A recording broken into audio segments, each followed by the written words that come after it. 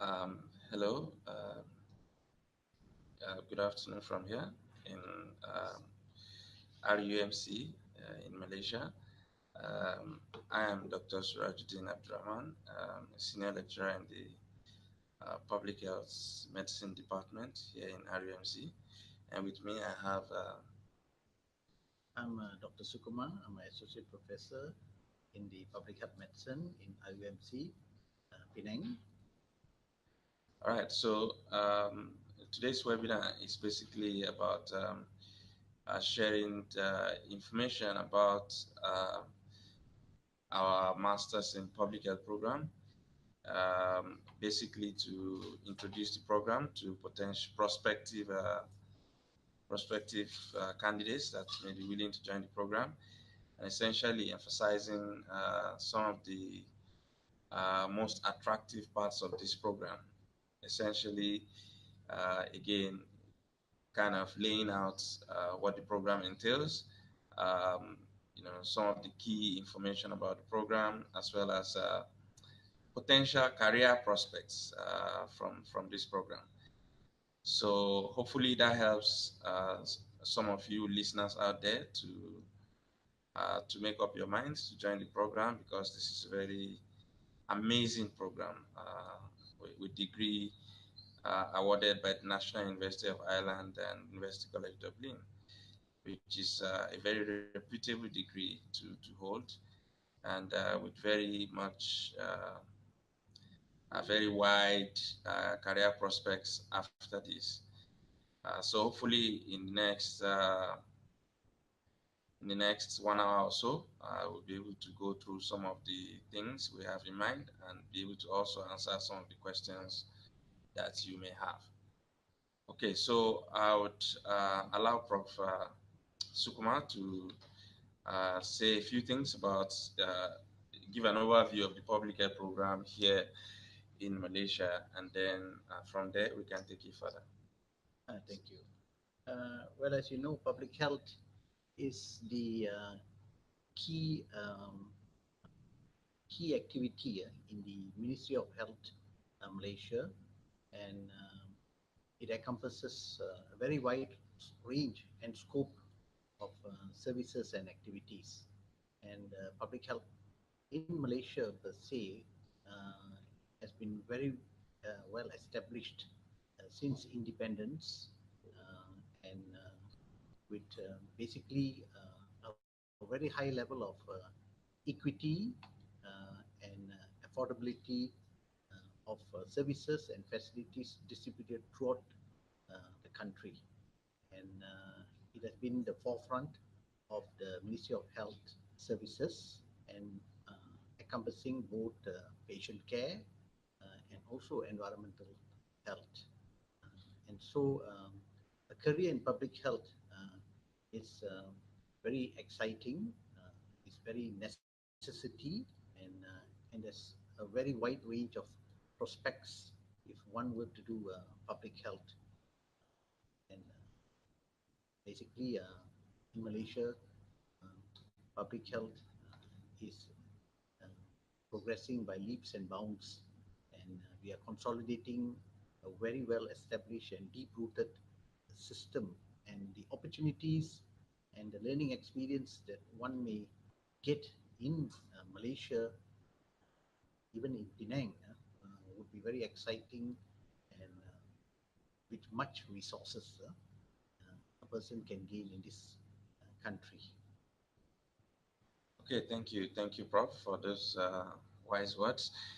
Just to emphasize a little bit more, we cannot say too much about public health, because public health is everything that has to do with disease prevention and health promotion. Of course, as you would know, in the world today, resources are increasingly being very scarce.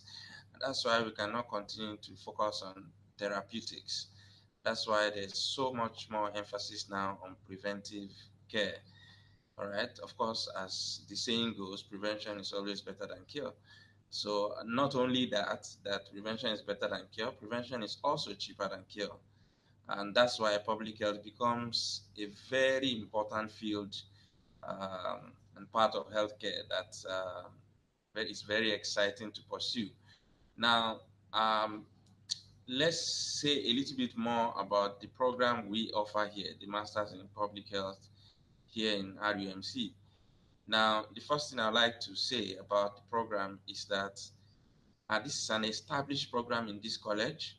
The first batch of students we graduated were 16, and right now, a number of them have actually taken up important jobs in different parts of the country locally and also abroad. And some have gone on to become research assistants, and hoping to pursue further their PhDs. Some have gone into academic positions as lecturers, and some have gone, taking a dive a little bit more into clinical research and practice. Now,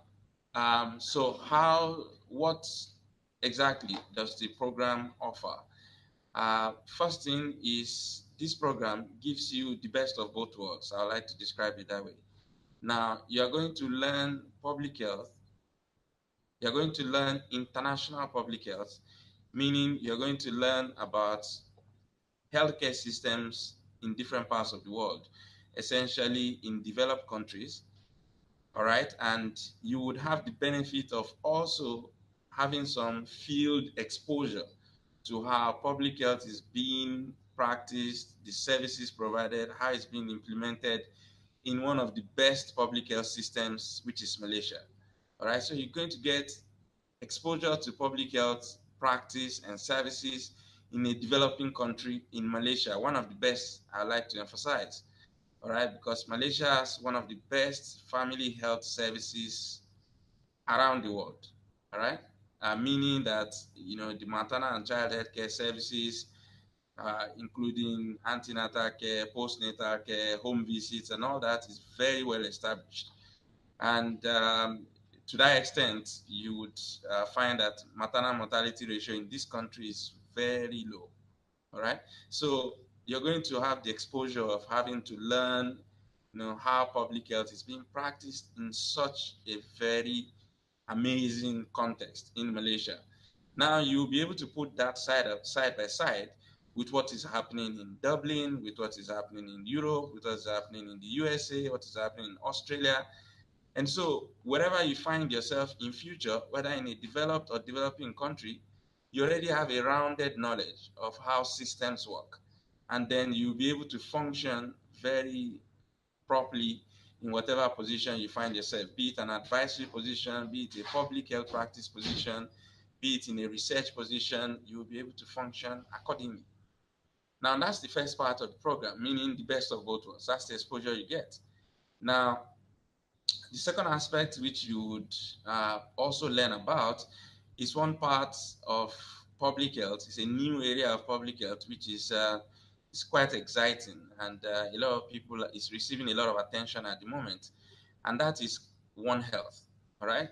Now, One Health is a new concept or a new approach to public health, which emphasizes an intersection or working together between uh, public health physicians from the human side, as well as veterinary public health people, and then environmental health. So you bring together the focus of animal health, human health, as well as the environment. Now, why is that important? Is because most of the pathogens that we suffer from, the diseases they cause as humans, either come from the environment or come from our interaction with animals. Think about so many of them: SARS, H1N1. Think about, all of these diseases, Ebola and all of those, leptospirosis, all of these things. They have linkage either through animals or through the environment, and that's how they affect humans. Now, we have to begin to do things in a different way if we need to find lasting solutions to the issues that affect human beings. And this is why One Health becomes very important. So this course has a very important module on One Health. So you would get full-time exposure to One Health, and you would even also get a field visit, field exposure to how One Health is being practiced in Malaysia, because Malaysia is also one of the four front countries when we talk about One Health in the Southeast Asia region. So this is second advantage that this course is going to offer you.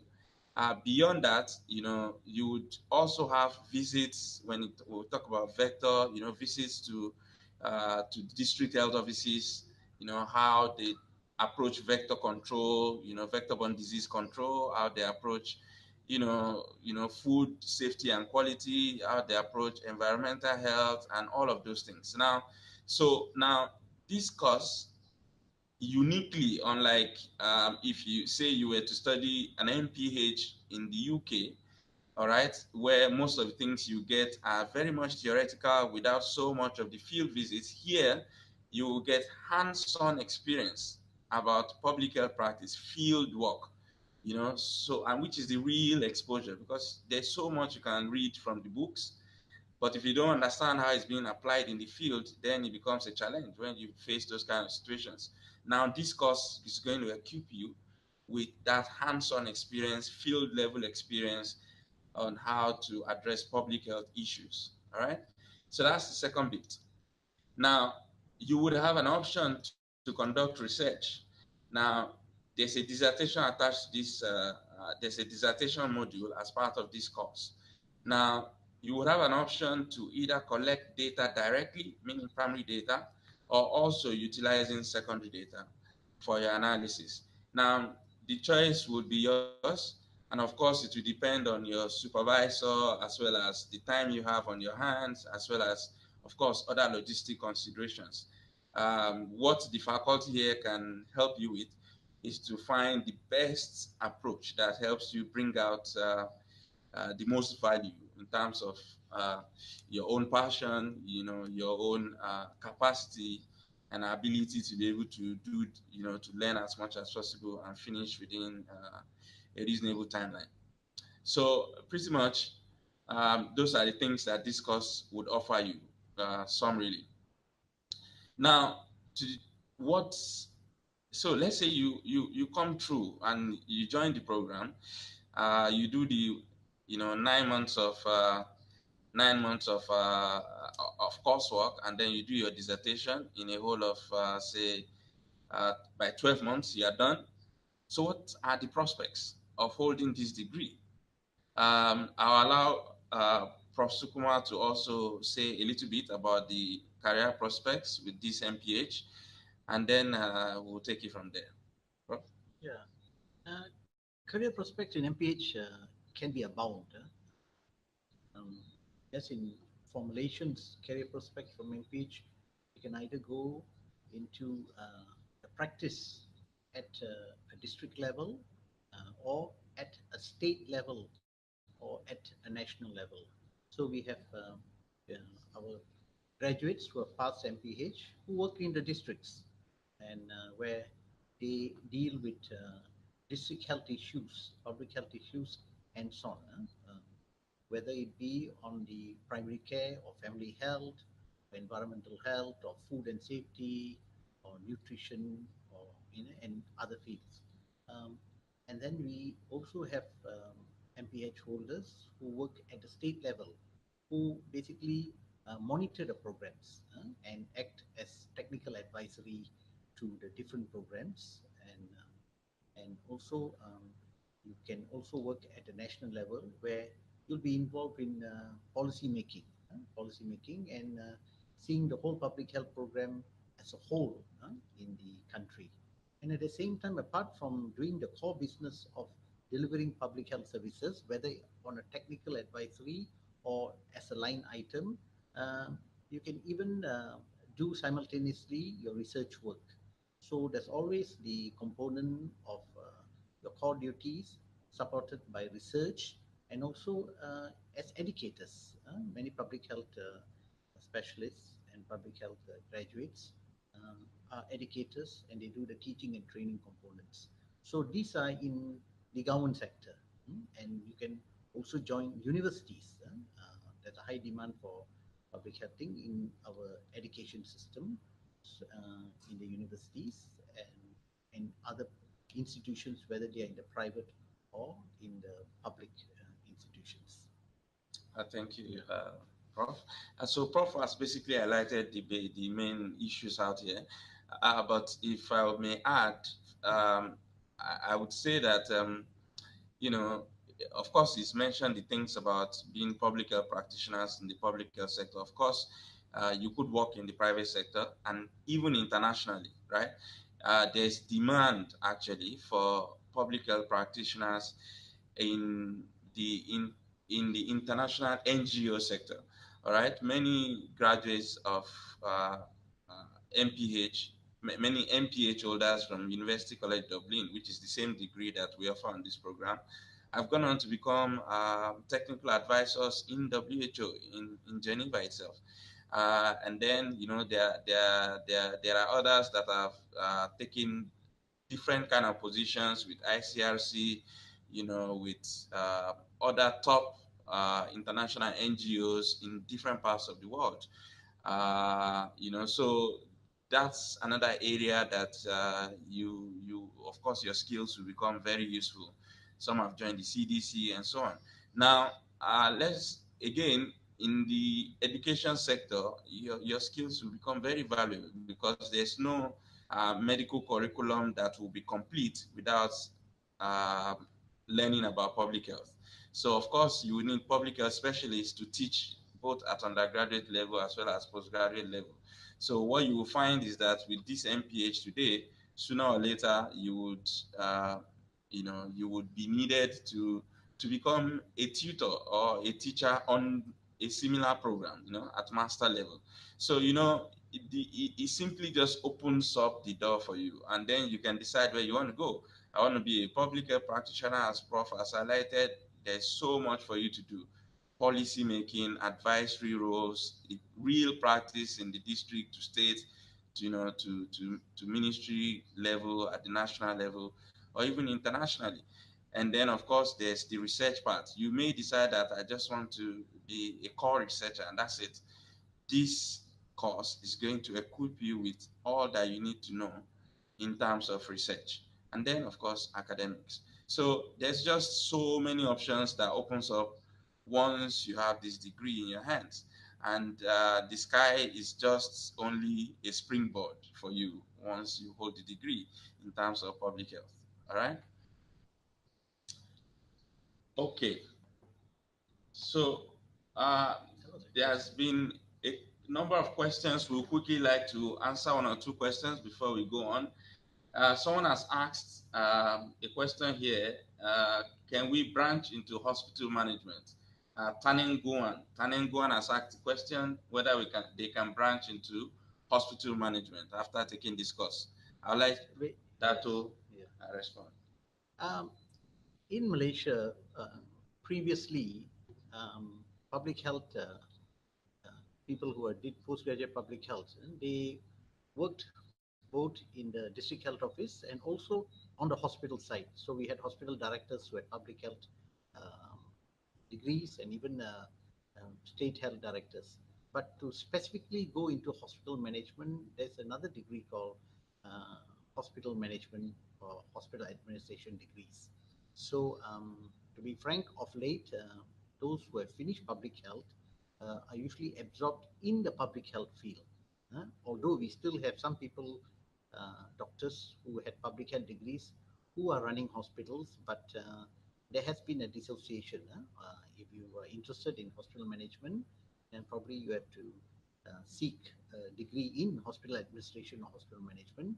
But if you're in public health, you'll be absorbed into the public health mainstream because the need is still there. The need and demand for public health administrators and public health specialists is still there. So it's unless in the future, if we have a district health system where a hospital and the public health are all integrated into a single administrative unit at the district level, then public health will encompass both public health management and also hospital management. Okay, right. So, Taning Guan, I hope that answers your question. Now we'll take the second question. Shima wants to says, I would like to apply for this master's. However, I do not wish to complete my HO. I'm not sure what HO means. house officer. House officer. Okay, I'd like to complete my house job. Will it be possible to get jobs without my licensing? Okay, you're wondering whether if you take these masters and not completing your housemanship, whether you'll be able to get jobs without your licensing. Um, well, I have to be honest, that's quite a tricky one, because ultimately, as medical practitioners, regardless of whether you would want to work in public health or not, it is something that is always advisable to complete your housemanship, which means you've completed that, and the entire process of holding your medical degree. Always very important to do that. I give you an example. Now, the first year of the program we ran here in RUMC, we had about five, if I'm not mistaken, of those who had just recently graduated at that time from our college here. All right, they graduated as doctors from our college, and while they were waiting for their housemanship, they started this course. All right, so meaning that by the time they finish this course, right, by the time they finish this course somewhere in July 2017, then only they started their housemanship. All right, so that way is they get both benefits, right? You hold a degree, you finish your medical undergraduate study, you're a doctor. Then while waiting for housemanship, you took the opportunity and you did this degree program, MPH, and then they went back to do their housemanship. All of them now are currently doing their housemanship, and they will be finishing in the next couple of months. So, and once they finish their housemanship, it means they've gotten to the terminal point of, getting their licensing properly with the MMC. And then from then on, they can then decide, oh, I want to go to clinical medicine. No, I want to go to public health full time. Or I want to go into research full time. The doors just open, all right? And then they have many options. But personally, I wouldn't advise that you do not complete the housemanship. I would think that this is something you can do in addition to that. In in the housemanship training program, it's a 2-year training program. So after doing the core 5 subjects in housemanship, on the sixth posting, you have a choice of either doing ED or anesthesiology or public health. So to Shima, maybe you could pursue that line and go into the public health posting. And once you are posted to in the district, maybe you can look into your options, whether you want to continue doing a master's in public health or family medicine specialist. That would be my advice, because annual practicing certificate is vital if you're going to want to continue in government services. Okay. Shiva doesn't want to work in clinical setting. Yes, if you yes, clinical setting, but you still is important. You get your APC, Yeah. the annual practicing certificate. From getting from your annual practicing, once you get your annual practicing, you got a choice. Either you want to do clinical, or you want to do public health, or you want to do management, or you want to do research, or you want to do non-clinical. The options are there, but it is quite important for me to advise that you need to go to the housemanship training just to synthesize and consolidate on the learning that you have done in a medical course. So once that, after the 2 years, the choice is yours. It doesn't mean that after 2 years you need to do clinical. You can do public health. You can do public health, do management in public health. You can go into research. You can even do clinical, or you can even do non-clinical in a hospital. And there are various opportunities. So it would be advisable to take one step at a time. Just to add, Shima, so I am someone that has towed the line, which you probably want to tow now, right? But like I said, and like Prof has emphasized, it is essential for you to complete your housemanship. All right. Otherwise, then what you have done in the past 5 or 6 years as undergraduate doctor until you qualified you don't get to consolidate that, and then it's you may not see it now, but it's something you won't be happy that you didn't conclude some years down the line. It doesn't matter. I went through the process. I finished up. I did my houseman. I finished housemanship, and then I decided I wanted to do public health. So I didn't really do. I'm not currently doing clinical medicine. I'm just in public health. All right, but I have my annual practicing license every year. I'm fine, and that's I think the way to go. Okay. Okay, so someone else asked the question. Sorry, there's no name here now. It says, what career options are available for students with a background in biotechnology after they complete their master's in public health?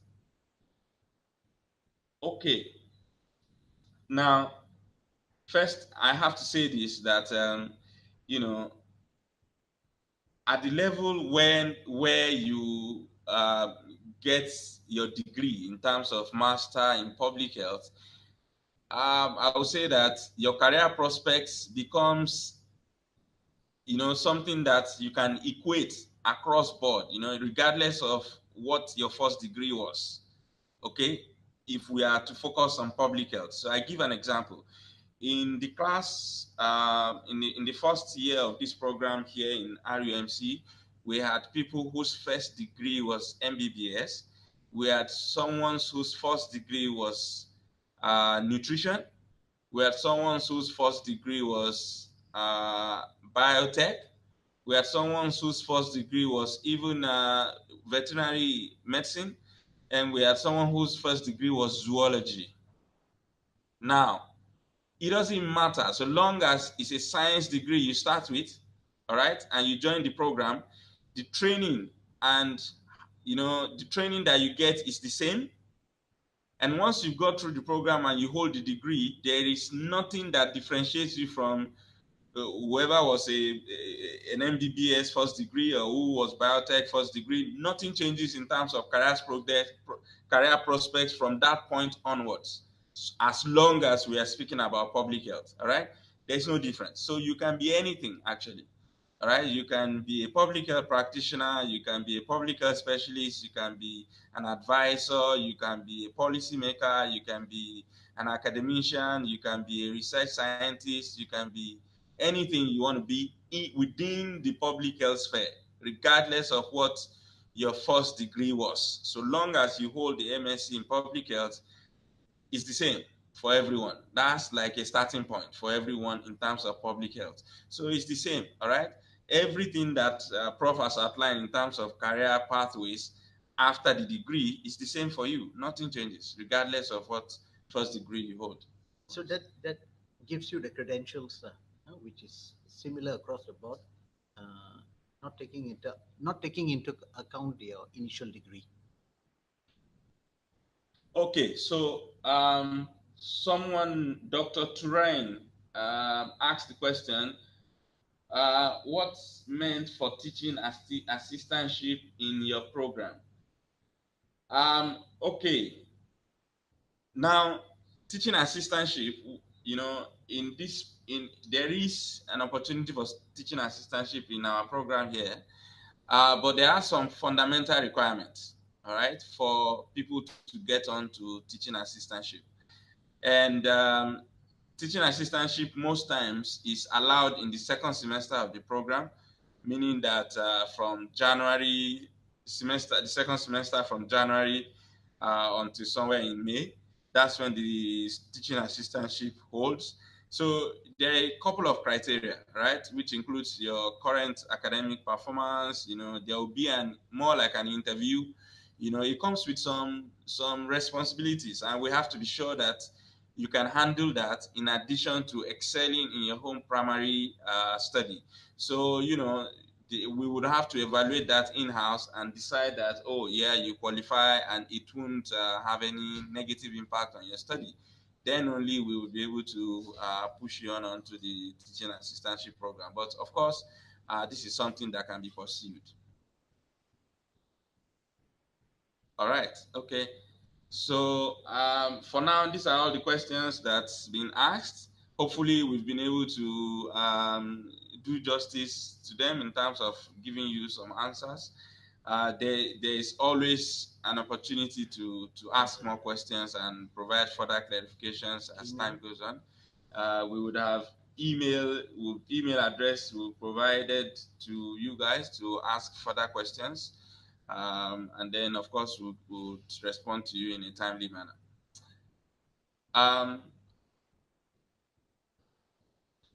Okay. All right. So if there are no further questions at this time, we would like to draw the curtain here, and hopefully would be seeing you. Okay, we got another question in here. Right.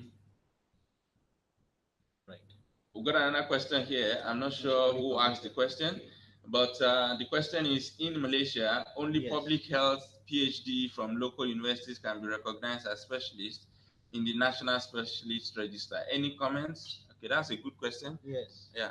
Prof? Yes, that's true. Only, where's the question?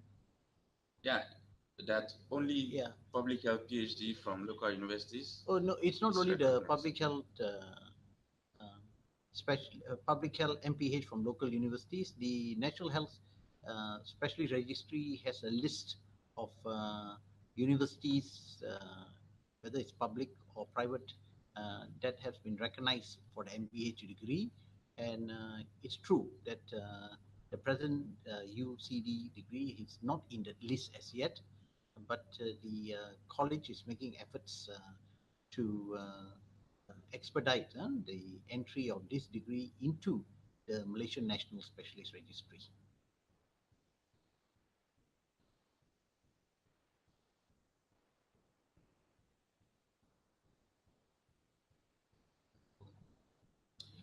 Okay, so in the absence of any further questions at this time, we would then adjourn this webinar until future.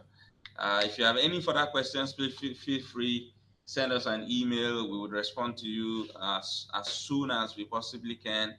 And hopefully we would be able to see you, some of you joining us here on the program soon. Okay, thank you very much. All right, thank you.